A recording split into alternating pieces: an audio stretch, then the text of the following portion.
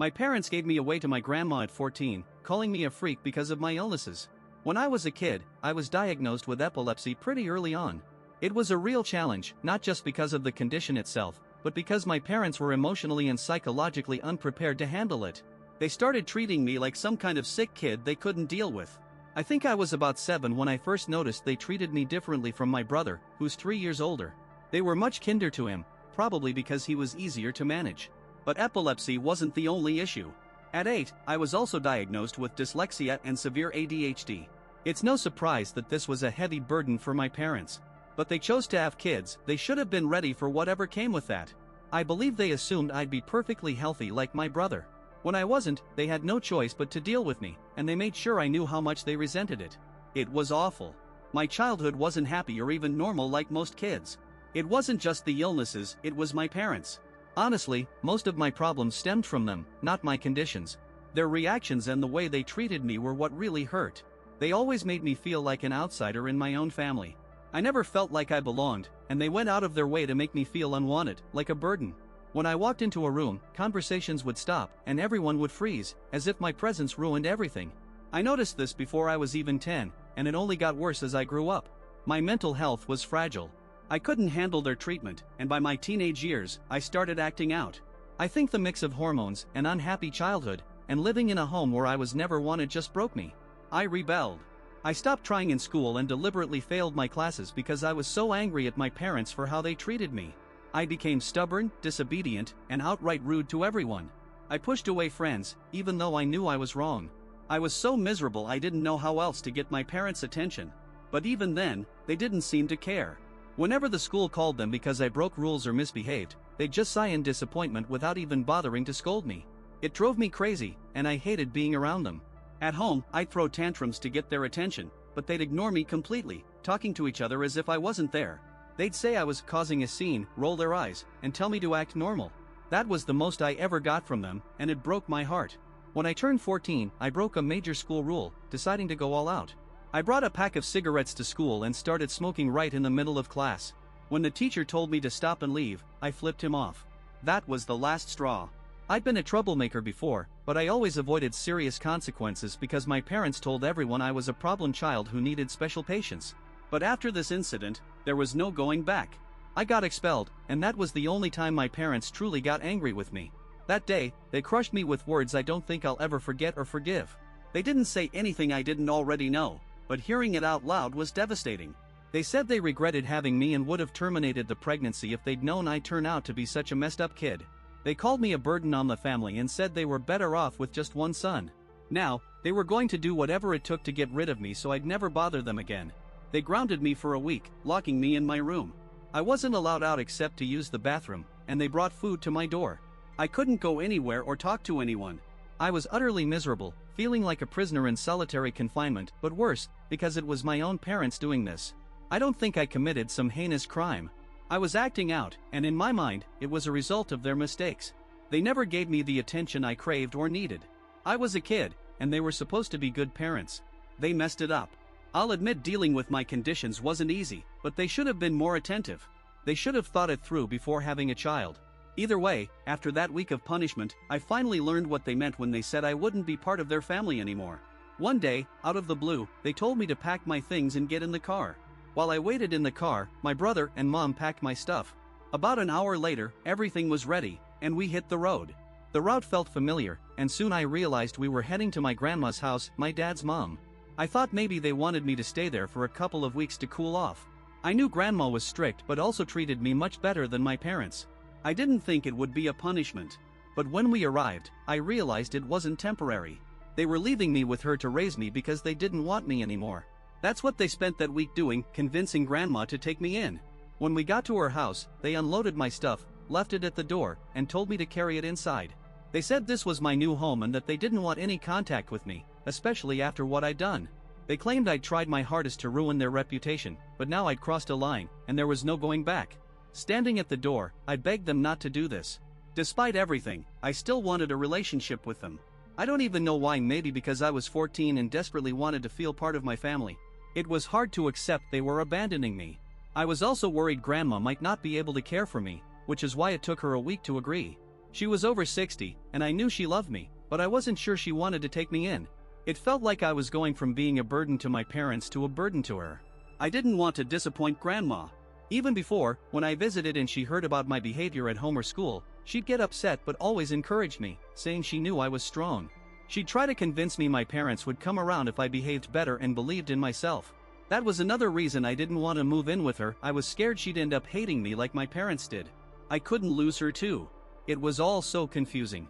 I begged my parents to let me stay, but they said their decision was final. Right in front of me, they told Grandma they were done and didn't even want to hear about me. Then they added they didn't want a freak like me living with them because they wanted to focus on their perfectly normal son. That cut deep because it was the same word school bullies used to mock me. I was used to kids saying it and had learned to brush it off, but hearing it from my parents made me realize they were the biggest bullies in my life. In a way, they did me a huge favor by sending me to Grandma's because they never would have loved me, no matter what I did. I'm sure even if I'd behaved better, they wouldn't have cared since they only had eyes for my brother. So, I stopped begging and accepted I'd live with Grandma. I decided to become a better person because I deserved it, and so did she. I wasn't going to ruin my life just because my parents didn't love me.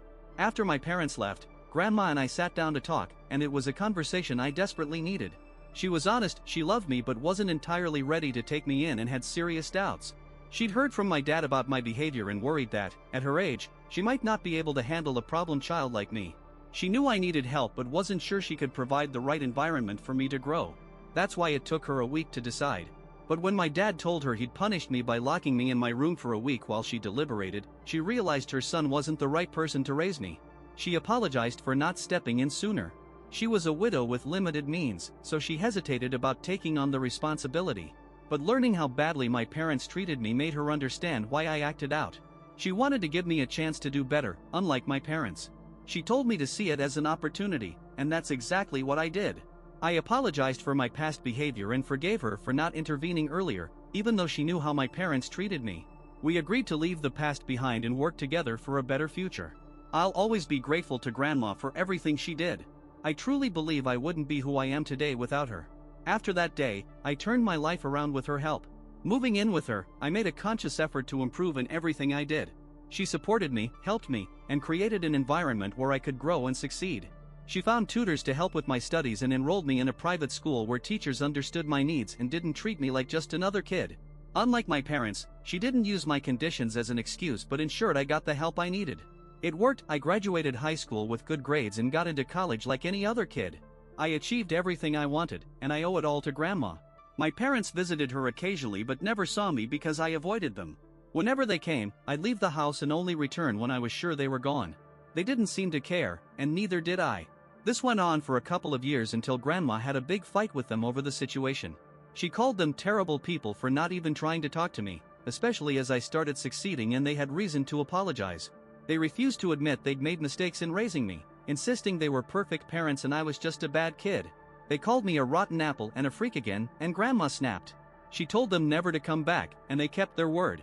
Their ego was so massive they couldn't accept they'd been bad parents, which is one reason I ended up in such a bad place at 14. But thanks to Grandma's guidance, I changed, and even that they couldn't acknowledge. After that, we didn't speak for nearly 10 years.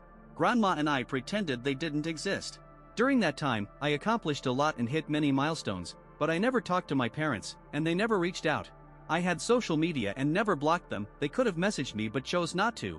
Then, a few months ago, Grandma passed away. It was devastating. She was the only person always in my corner, no matter what. Even though we hadn't lived together for the last few years since I went to college and later got my own place, she was my rock. Life without her feels different, and I was still grappling with her loss when my parents showed up. Less than 6 months after her death, they were at my door, demanding I share my inheritance.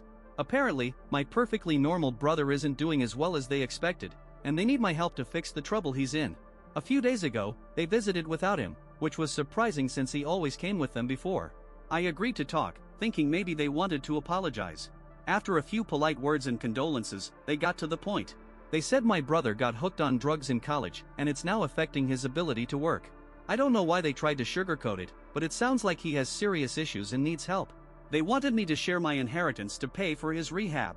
I asked why he couldn't do a cheaper outpatient program they could afford. They said they tried, but it wasn't enough. He needs inpatient treatment, which they claim is expensive. I don't know anyone who's been to rehab or how much it costs, and I'm not going to find out. All I know is I have my own money now, I have a good job and am financially secure. I also know grandma was well off because my grandpa left her a lot, and she invested it wisely. That was a huge blessing for me, but not for my parents, who were too proud to stay in touch with her or apologize in her final years, even knowing they might need her money. That didn't bother me. I told them I'd help with any amount they needed, but on one condition: they had to publicly admit everything they did to me, the awful treatment, the things they said, how they treated grandma, and explain why they needed my money so everyone could know what's been going on in our family. For years, we kept it quiet because grandma didn't want drama. But now that they had the nerve to ask for help after how they treated us for a decade, I felt it was necessary. I had no guilt demanding this, I wanted them to own their mistakes publicly. When I said this, their faces dropped. They tried to negotiate, calling me unfair and selfish, but I said it was my condition, take it or leave it. I had no issue giving them the money.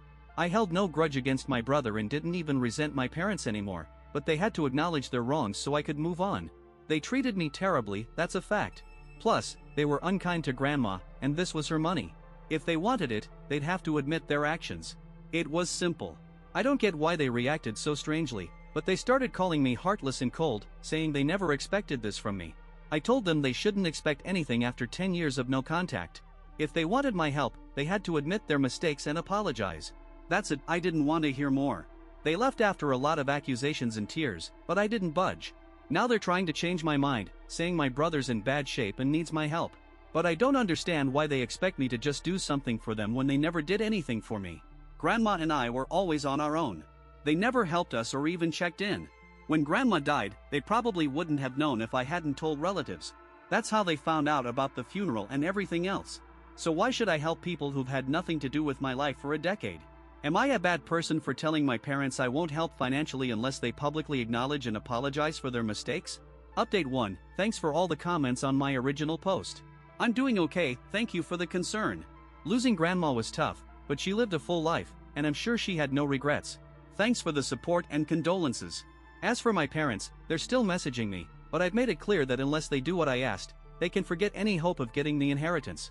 I know grandma left everything to me in her will, and I'm sure my parents know too, since the lawyer sent out letters. Now they're left to regret their behavior. I'm not backing down. It's been a week since I last spoke to them. Since their pleas didn't work, they started sending me photos of my brother, and he looks rough. His condition is bad, and they keep sending pictures, saying he's the one who needs my help and that I should step in. My response is simple: where were they when I needed help? They abandoned me, and I was lucky grandma was there, or I don't know where I'd be. They didn't care about me, and as sorry as I feel for my brother, I can't help unless they apologize publicly. I want everyone to know who they really are. If they can set aside their ego for that, I might help. Honestly, it's about their pride caused all this, and now, if they truly want to help the son they claim to love, they'll have to let it go. I'm curious what's more important to them, my brother or their pride. Update 2, it's been 10 days since I last talked to my parents. After a while, I stopped replying to their messages. Today, they showed up at my place again a couple of hours ago, this time with my brother. It was awful. Right at the door, I told them they can't keep doing this and that their behavior only makes me less likely to help because it makes me uncomfortable, especially for my brother's sake. I can only imagine how humiliating it is for him to be used like a pawn. I told them to leave, and for a while, they refused, saying I had to promise to help them as soon as I could if they left. I said I wasn't making any promises, and if they kept harassing me, I'd call the police, which wouldn't look good for them given my brother's condition. That scared them, and they left, but my dad managed to say that grandma and I were the most selfish people on the planet. This, from people who left me at her doorstep because they didn't want to deal with a kid with special needs. They didn't want to handle me because I wasn't the perfect boy they expected. If grandma and I are selfish, there aren't even words to describe what they are. Update 3, almost 2 months have passed since my last update, and a lot has changed. First, I blocked my parents, and they no longer have any way to contact me. I moved to a new apartment in a different neighborhood, and they don't know my address. I told all my relatives that no one should share my address with anyone, especially my parents. Last time, someone thought they deserved to know where I lived because their son was struggling and gave them my address. That's how they got in touch, but I've made sure it won't happen again. After our last talk, when my dad called me selfish, I blocked them because, honestly, I'm done with the drama. They showed me their pride will always come first, more than anything, even the son they claimed to love. I can accept they never loved or wanted me because of my dyslexia, ADHD, and other issues, but they always called my brother perfect. So why couldn't they make one small sacrifice for him? All they had to do was admit they were wrong. It would have been easy since most relatives already knew about our bad relationship, despite our efforts to keep it quiet. They wouldn't have had to reveal anything new, but even then, they refused to apologize because, in their minds, they never did anything wrong and were perfect. Well, they can keep their beliefs, and I'll keep the inheritance. Fair's fair. That's the end of the story. Let me know in the comments what you think. To me, it's another proof that kids who weren't loved often achieve great success more often than you'd think. But, as always, what kind of success? The kind society values: money. My parents wanted their sons to be successful, and I became successful without them. Thanks for reading this to the end. Check out our previous video linked here, and good luck!